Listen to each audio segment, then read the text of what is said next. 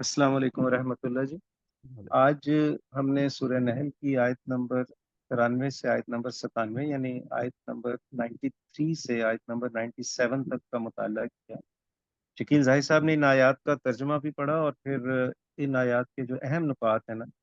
ان کی وضاحت بھی کی اور ان کی تفصیل بیان کی۔ تو یہاں پہ اب ہمارا QA سیشن شروع ہوتا ہے۔ اس میں ہم شکیل ظاہر صاحب سے کچھ چیزیں کلیریفائی کریں گے۔ اچھا شکیل صاحب، یہاں پہ نا بنی اسرائیل کے جو عہد تھے ان کے حوالے سے بھی بات ہوئی، اور بنی اسرائیل جیسے آپ نے بتایا کہ وہ جو آپ کے ہیں یہودی ہیں یا کرسچنز ہیں جو آج کل کے دور میں جن کو ہم کہتے ہیں، بیسیکلی بنیادی طور پہ تو بنی اسرائیلی کی قوم میں سے تھے۔ جی تو یہ لوگ فلسطین سے نکلے، پھر مصر میں آئے اور پھر مصر سے نکلے، اور اس طریقے سے ان کا ایک سفر تھا۔ تو یہ پھر یہاں پہ جب آپ صلی اللہ علیہ وسلم کی آمد ہوئی تو یہ مدینہ منورہ کے جو سمجھ آئی ہمیں کہ مدینہ منورہ کے قرب و جوار میں یہ لوگ رہتے تھے، مدینہ منورہ میں بھی رہتے تھے اور وہاں پہ رہتے تھے۔ تو یہ لوگ مطلب یہاں جو سعودی عرب میں یا عرب کا جو علاقہ ہے تو وہاں پہ ان کے شفٹ ہونے کی کوئی خاص وجہ تھی کہ یہ لوگ جو ہے آپ صلی اللہ علیہ وسلم کی آمد ہونی تھی؟ کیا ان کے پاس کوئی انڈیکیشن تھی کہ اس ایریا میں آپ صلی اللہ علیہ وسلم نے آنا ہے تو یہ جمع ہونا شروع ہو گئے تھے اور آباد ہو گئے تھے یہاں پہ، یا کوئی ویسی کوئی معاشی حالات یا کوئی معاشرتی حالات ایسے تھے کہ وہ اس ایریا میں آ کے آباد ہوئے؟ ان کے ساتھ جو ہے نا وہ میں نے جیسے عرض کیا تھا کہ وہ جو اگلی صورت ہے شاید سورہ بنی اسرائیل، اس کے اندر جو ہے ہم ان کی پوری ہسٹری پڑھیں گے۔ ان کا ڈائسپورا ہوا تھا، تو اس ڈائسپورا میں جو ہے وہ ہوا یہ کہ جب نبوکڈ نظر کا میں نے ابھی نام لیا کہ وہ آیا اور اس نے جو ہے وہ حملہ کیا بیت المقدس کے اوپر، اور جو ہے وہ ایک دن کے اندر جو ہے وہ اس نے ہزاروں لوگوں کو، بنی اسرائیل کے لوگوں کو جو ہے وہ قتل کر دیا تھا، اور ہزاروں کو جو ہے وہ یہ بنا کے، قیدی بنا کے جو ہے وہ لے گیا تھا اپنے ساتھ۔ تو جو ہے وہ یہ پھیل گئے پھر، اور یہ جو ہے پھر ان کے اوپر جب دوسری دفعہ جو ہے وہ 70 عیسوی کے اندر جو ہے وہ دوبارہ سے وہ ٹائٹس رومی آیا، رومن امپائر کا، اس نے پھر جو ہے وہ ان کو جو ہے وہ قتل عام کیا، اور جو ہے وہ لے گیا ان کو۔ اچھا، یہ جو ڈائسپورا جب ہوا تو یہ چلے گئے عرب کے علاقے میں، خاص طور پہ بیبیلونیا میں، یعنی بابل جس کو ہم کہتے ہیں، یعنی عراق کا علاقہ جو ہے۔ تو وہاں سے جو ہے یہ ان کو جو ہے وہاں پہ گھیٹوز میں رکھا جاتا تھا، یا ان کو جو ہے وہ شہر کے باہر ان کو وہ بنا کے دے دیے گئے تھے کچھ جگہیں جہاں پہ یہ رہتے تھے، اور روز صبح جو ہے یہ آتے تھے، شہر کا دروازہ کھلتا تھا، یہ اندر جاتے تھے، وہاں یہ محنت مزدوری کرتے تھے، کچھ کماتے تھے، اور مغرب سے پہلے ان کو باہر نکال دیا جاتا تھا۔ تو اس کے بعد سے جو ہے وہ پھر بیبیلونیا بھی گئے یہ، اور یورپ میں بھی چلے گئے یہ۔ ان کا جب جو رومن امپائر کی طرف سے جب وہ آئے تو وہ ان کو جو ہے وہ گرفتار کر کے یہ ادھر اس علاقے کے جو ہے نا یورپین علاقوں کی طرف بھی لے گئے تھے، تو وہاں پہ ان کو غلام بنا کے رکھا، اور اسی وجہ سے پھر جو ہے نا یہ پھیلنا شروع ہو گئے ساری دنیا میں۔ اور اب بیسیکلی یہ جو ہے ان کو فلسطین سے نکال دیا گیا تھا، اور یہ کہہ دیا گیا تھا کہ یہ یہاں نہیں آباد ہوں گے۔ اور پھر آپ جانتے ہی ہیں کہ فلسطین میں جو ہے وہ ان کو حضرت عمر فاروق رضی اللہ تعالیٰ عنہ نے جب فتح کیا تھا تو اس کے بعد پھر ان کو جو ہے نا وہ اجازت دی تھی کہ آپ آ کے رہ سکتے ہیں، ورنہ تو عیسائیوں نے ان کے ساتھ بہت برا سلوک کیا تھا۔ جو جب اسپین فتح ہوا ہے، مسلمانوں نے اسپین فتح کیا ہے، وہاں تو ان عیسائیوں نے ان یہودیوں کے ساتھ جو ہے وہ بہت ہی غیر انسانی سلوک روا رکھا جاتا تھا۔ تو ان لوگوں کی ہسٹری اس طرح کی تھی کہ جو نیبوکڈ نصر کے زمانے میں تو خیر عیسائی نہیں تھے، صرف یہودی تھے، اور جب ٹائٹس رومی آیا ہے تب جو ہے یہ دو قومیں بن چکی تھی، بنی اسرائیل ہی ڈیوائیڈ ہو گیا تھا دو حصوں میں، اور دونوں ایک دوسرے کو برا بھلا کہتے تھے، دونوں کے نزدیک دوسرا والا فرقہ جو ہے وہ کافر تھا، کہ وہ کہتے تھے یعنی یہ جو یہودی تھے وہ کہتے تھے کہ یہ جو عیسائی ہیں یہ ایسے شخص کے اوپر معاذ اللہ ایمان لے آئے ہیں جو ولد الزنا ہے، یا جو کہ یعنی ناجائز اولاد ہے، اور یہ لوگ جو ہے وہ اس کے اوپر یہ جو ہے وہ ان کو برا لگتا تھا، اور یہ ان کو مورد الزام ٹھہراتے تھے کہ انہوں نے جو ہے نا سازش کر کے حضرت عیسیٰ علیہ السلام کو صلیب پہ چڑھوا دیا، تو یہ ایک دوسرے کے جانی دشمن تھے، تو اسی سے جو ہے نا وہ فائدہ بھی اٹھاتے تھے لوگ، اور انہوں نے ان کے ساتھ جو ہے وہ ان کو تتر بتر بھی کر دیا تھا، تو یہ ساری تھوڑی سی ہسٹری میں نے بتائی ہے، اس کو ہم ڈیٹیل میں پڑھ لیں گے انشاءاللہ سورہ بنی اسرائیل میں، تو اس میں ان کی جو ڈائسپورا ہوا ہے اس میں یہ پھیل گئے مختلف علاقوں میں، تو یہ ادھر بھی آ گئے۔ ٹھیک ہے، اس کا مطلب یہ ہوا کہ شکیل صاحب کہ انجیل کے اندر آپ صلی اللہ علیہ وسلم کا نام تو آیا احمد، لیکن آپ کی ولادت کس ایریے میں ہوگی وہ اسپیسیفائی نہیں ہوا کہ کہاں پہ وہ آئیں گے، اور یہودیوں کی جو اب آباد ہونے کی جو کچھ یہودی یہاں پہ تھے عرب کے علاقے میں، تو اس کی وجہ یہ نہیں تھی کہ وہ آپ صلی اللہ علیہ وسلم کا ویٹ کر رہے تھے اور ان کی آمد کا انتظار کر رہے تھے، تو وہ یہ چیزیں لنک نہیں ہیں آپس ہاں وہ میں یہ۔ یعنی وہ ان کے آپ صلی اللہ علیہ وسلم کے انتظار میں تو تھے، کہ ان کو تھا کہ جی ایک آخری نبی نے آنا ہے، لیکن جو ہے وہ ان کا تو پکا یقین تھا کہ وہ بنی اسرائیل میں سے ہوں گے، اور یہ نہیں ان کو پتا تھا کہ وہ کہاں سے آئیں گے، اگر ان کو یہ پتا چل جاتا کہ وہ مکہ مکرمہ میں سے انہوں نے نکلنا ہے تو ان کو خود پتا ہوتا کہ جی وہ ہم تو ہے ہی نہیں مکہ مکرمہ میں، تو پھر وہ کہاں سے آ جائیں گے، تو اس کا مطلب ہم میں سے نہیں ہوں گے، تو اس لیے ان کو یہ نہیں پتا تھا کہ وہ اس علاقے میں ہوں گے، اس علاقے میں جو تھے وہ خود ہی تھے، بنی اسرائیل میں تو وہ خود ہی تھے نا، تو باقی جتنے تھے وہ غیر تھے۔ ٹھیک ہے جی، پارٹیسپینٹس کی طرف میں رجوع کرتا ہوں جی، کوئی سوال آپ کا ہے تو برائے مہربانی وہ کر لیں، شکیل زاہد صاحب موجود ہیں، ان کی موجودگی کا ہمیں فائدہ اٹھانا ہے جی، پارٹیسپینٹس۔ جی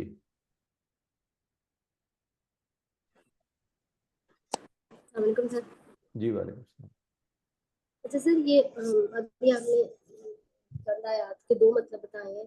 تو وہ دونوں مطلب ڈفرینٹ ہے ظاہر ہے، میرا سوال آپ سے یہ ہے کہ ہم نے جنرلی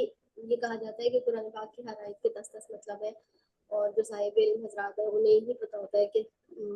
مطلب وہ کیپیسٹی ہر آیت کی جب تک جا سکتے ہیں، تو سوال میرا یہ ہے کہ کیا وہ سارے مطلب جو کسی بھی آیت کے ہیں وہ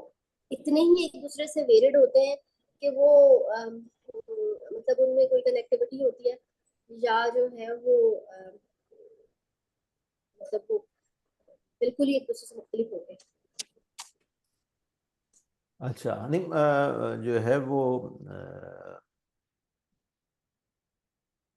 یہ مطلب جو ہے وہ کبھی ایک دوسرے سے لنکڈ ہوتے ہیں، جیسے میں نے آپ کو مثال دی کہ انسان کے جو اعمال کے بہترین عمل کے حساب سے اس کو جزا دی جائے گی، تو اس کے میں نے بتایا کہ اس کے دو مطلب ہیں، اسی طرح جو ہے وہ ایک اور آیت کے میں نے ابھی بتایا 3 مطلب ہیں، کہ دنیا کے حساب سے دیکھیں تو یہ ہے، آخرت کے حساب سے دیکھیں تو یہ ہے، تو تیسرا مطلب یہ بھی ہے کہ جو اللہ کے پاس ہے وہ جو باقی رہنے والا ہے، یہ والی آیت جو تھی، تو کبھی جو ہے وہ آپس میں لنکڈ ہوتے ہیں، کبھی وہ آپس میں لنکڈ نہیں ہوتے ہیں، تو لیکن جو ہے وہ سارے ہی ویلڈ ہوتے ہیں ایز لانگ ایز جو ہے وہ اللہ تعالیٰ کا جو کلام ہے، یعنی جو جسٹ ہے قرآن حکیم کی، اس سے وہ ٹکرا نہیں رہے، یا وہ جس سے جو آپ صلی اللہ علیہ وسلم کی سنت سے وہ ٹکراتے نہیں ہیں، تو وہ جو مطلب ہم اخذ کرتے ہیں، مسلمانوں میں بہت سارے ہیں جو اخذ کرتے ہیں، اور پھر جو ہے وہ اس سے وہ نتیجہ نکالتے ہیں جو کہ کسی بھی طرح سے قرآن حکیم کے جو باقی کی باتیں ہیں ان سے وہ میل نہیں کھاتی، یا آپ صلی اللہ علیہ وسلم کی احادیث یا سنت مبارکہ سے وہ ٹکراتی ہے، یا وہ عام لاجک اور سائنس سے ٹکرا جاتی ہے، تو وہ مطلب جو ہم نے نکالے ہوتے ہیں وہ پھر غلط ہو جاتے ہیں۔ جیسے کہ آپ جانتے ہی ہیں کہ مسلمانوں میں جو ہے وہ آج تک ایسے لوگ موجود ہیں جو کہتے ہیں کہ زمین ساکن ہے، اور قرآن حکیم کی آیت سے یہ مطلب نکالتے ہیں، تو جو ہے وہ مطلب جو انہوں نے نکالا ہوا ہے وہ پھر غلط مطلب ہے۔ تو جو یہ جاننے کا طریقہ کہ یہ اس کا جو مطلب مجھے سمجھ آیا ہے، اگر ایک سے زائد مطلب مجھے سمجھ آئے ہیں، تو وہ جو مطلب ہیں وہ سارے کے سارے ٹھیک ہیں، تو اس کا جو اس کی جو کسوٹی ہے نا، جو اس کا پیمانہ ہے، وہ میں نے بتا دیا آپ کو۔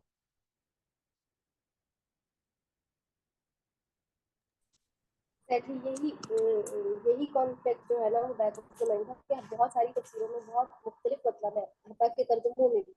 بہت ہی مختلف مطلب ہے، تو وہ مفتی حضرات ہیں، ظاہر ہے پتہ نہیں صاحب علم ہے کہ نہیں، لیکن یہ تو بہت بڑی کنفیوژن میں مبتلا کرتے ہیں نا، اور پھر جو ہے وہ عام مسلمان جو خاص طور پہ ہمارے یہاں جس طرح کے مسلمان ہیں بہت زیادہ پڑھے لکھے ہیں، تو وہ کیسے اس چیز کو گیج کریں گے؟ مطلب یہ جو کسوٹی آپ بتا رہے ہیں، یہ ان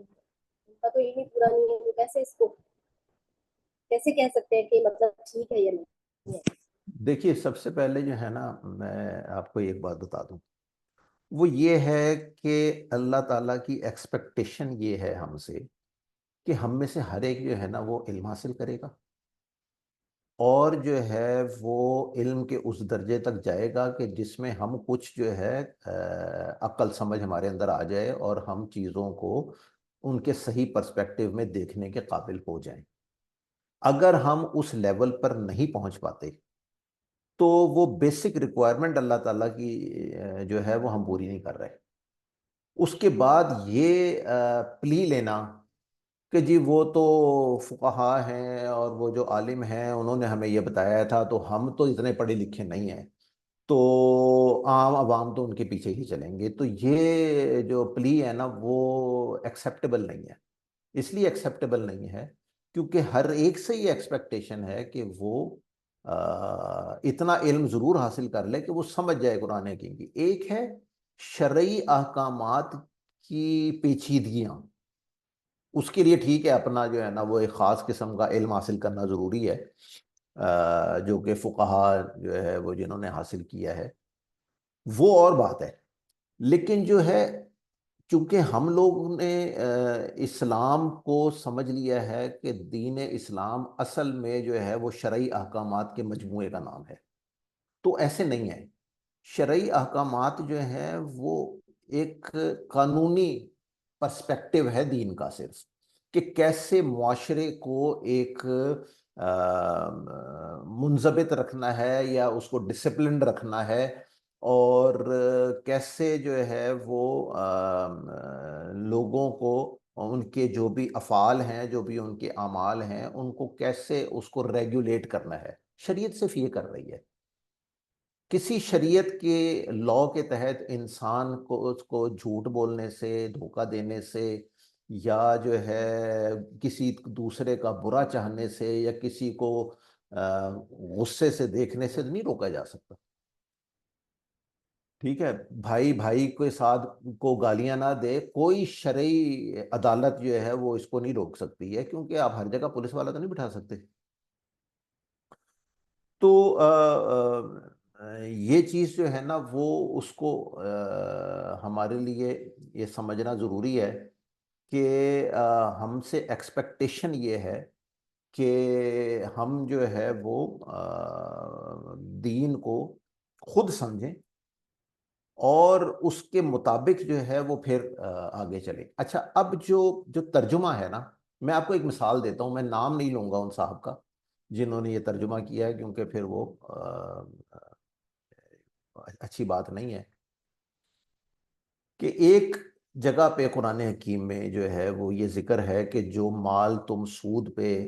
دوسرے کو دیتے ہو اور اس طرح سے دیتے ہو کہ جو ہے وہ بڑھ جائے، تو وہ اللہ کے نزدیک نہیں بڑھتا، کوئی اس طرح کی بات۔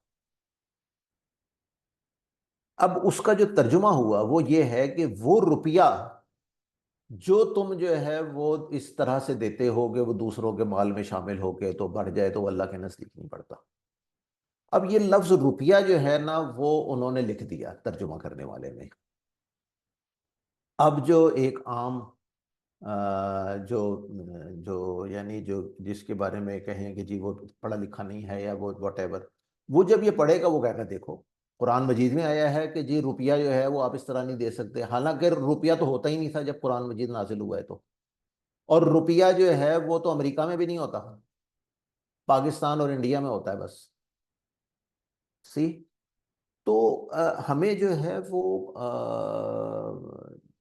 جب اس طرح کے جب ترجمے کے اندر جو بھی مطلب کچھ اس طرح کی مسٹیکس ہو گئی ہیں لوگوں سے، میں نہیں کہتا کہ انہوں نے جان بوجھ کے کی ہیں، لیکن بہرحال مسٹیک تو مسٹیک ہے، ہو گئی. ہمیں اگر ہم مسٹیک کو مسٹیک نہیں کہیں گے تو وہ اور بڑا جرم ہے. تو پھر جو ہے وہ ٹھیک نہیں ہو سکیں گی. تو اس لیے جو ہے وہ اس طرح کا ترجمہ اگر آپ کہیں پڑھیں تو آپ کے اندر اتنی سمجھ ہونی چاہیے کہ جو ہے وہ آپ یہ جان سکیں کہ یہ جو بات کہی ہے نا یہ تو وہ ساری ہے ہی نہیں. ٹھیک ہے. اب اسی طرح جو ہے وہ قرآن حکیم میں ایک جگہ پہ آیا ہے ایک شخص کے بارے میں کہ جو ہے وہ جو جہنم میں جائے گا کہ جی اس کا جو ہے وہ اس وقت اس کو بچانے والا نہ کوئی ولی ہوگا نہ کوئی مرشد ہوگا. اب ولی کا مطلب دوست ہوتا ہے اور مرشد کا مطلب استاد ہوتا ہے. تو یعنی جو اس کے مذہبی پیشوا تھے وہ اس کی مدد کو نہیں آئیں گے، یا جو اس کے ویسے لیڈرز تھے وہ اس کو بچانے کے لیے نہیں آئیں گے، جو اس کے دوست ہوں گے اسے بچانے کے لیے نہیں آئیں گے. ٹھیک ہے. تو اس کا جو ہے وہ صحیح ترجمہ اگر آپ کریں گے تو یہ ہے. اگر آپ جو ہے اب ایک صاحب نے اس کا ترجمہ، پھر میں نام نہیں لوں گا،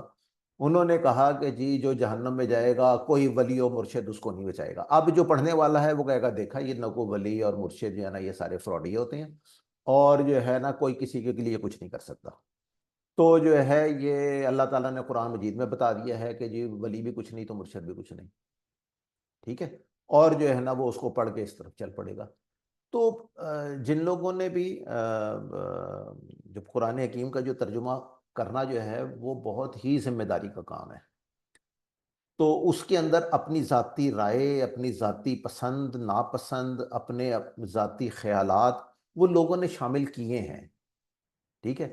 اور اس کی وجہ سے انفارچونیٹلی جو ہے نا وہ بہت سارے مسائل آئے ہیں. تو پھر جو ہے وہ ایکسپیکٹیشن رب تعالیٰ کی یہ ہے کہ ہم خود اتنی عقل رکھیں، اتنا غور و فکر کریں، ٹائم دیں دین کو، سوچ بچار کریں. ہم نے ٹائم تو دینا ہی نہیں ہوتا نا. ہمارے تو خیال ہے کہ یہ اس کی کوئی ضرورت نہیں ہے، مطلب دین جو ہے وہ بس ٹھیک ہے وہ آگے ہیں، کل نمازیں پڑھو تو روزے رکھو تو حج عمرے کرو تو فراغت ہے، بس سمجھنا تو ہے نہیں دین کو. تو پھر جو ہے وہ روز حساب جب اگر خدا نہ خواستہ ان میں شامل ہو گیا کوئی شخص جس کی بال کی کھال اتاری جائے تو وہ تو پہلے سٹیپ کے اندر ہی وہ فلیٹ ہو جائے گا. تو ہمیں جو ہے نا وہ اس طرح سے چلنا ہے.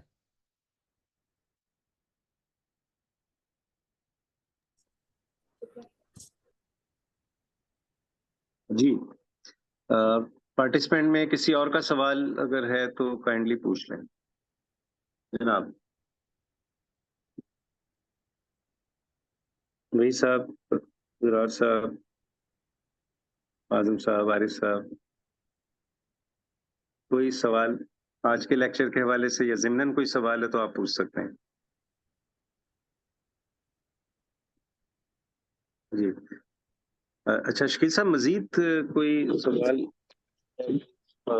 نظر نہیں آ رہا، تو ہم جو ہے آج کے لیکچر کو، آج کے کیو اے سیشن کو یہاں پہ ختم کرتے ہیں.